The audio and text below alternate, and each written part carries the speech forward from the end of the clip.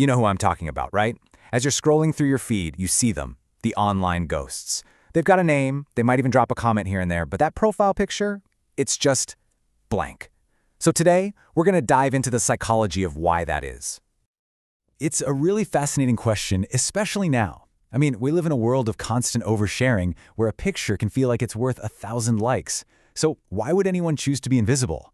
Well, the answer isn't as simple as you might think, and it actually tells us some pretty deep things about privacy, personality, and our really complicated relationship with the internet. All right, so first up, let's get into the most straightforward reason. A deep, genuine commitment to privacy. For this group, it's not about being shy or having something to hide. Not at all. It's a really conscious, deliberate choice to protect their personal space in a world that's always asking for more of it. And when you look at the specific concerns, they're super relatable.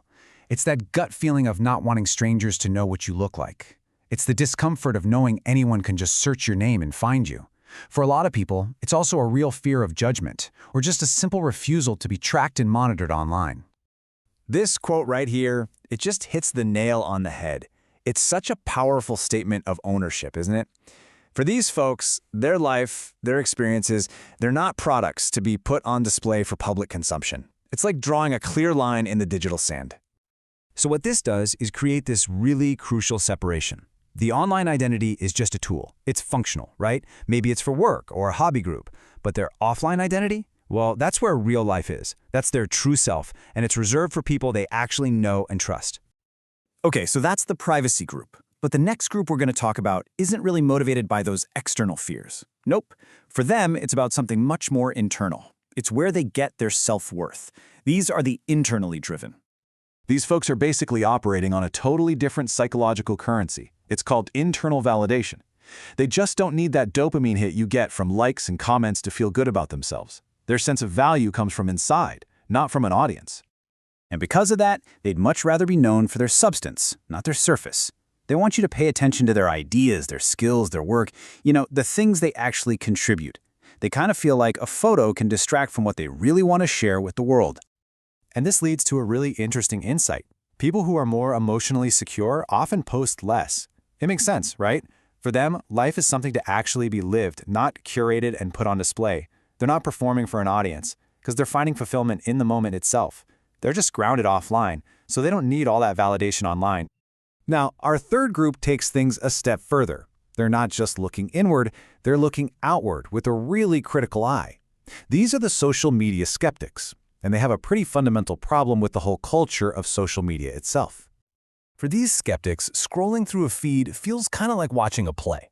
They see the culture as fake and performative.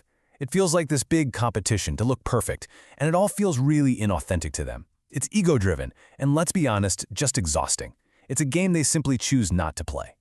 And that word exhausting is so key. Because think about it, posting a photo isn't just one click. Suddenly you've got a new job. You have to manage the comments, the expectations, the reactions of everyone. And for a lot of people, just saving that emotional energy is way more valuable. But it's also important to remember this. For some people, it's not some deep philosophical protest. They just don't care. They're not big on selfies. They don't feel the need to document everything. They're just not interested.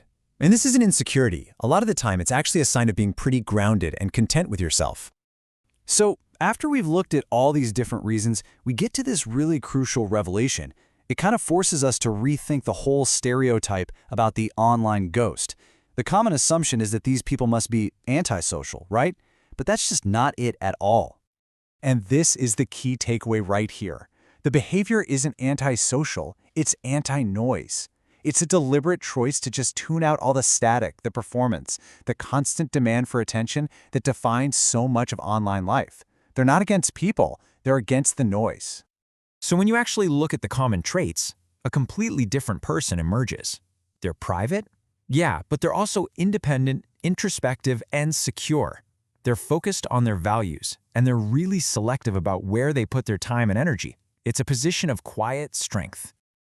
So in our incredibly loud digital world, it turns out that both your presence and your absence send a message. And that leaves us with just one final question to think about. What does your online silence, or your visibility, say about you?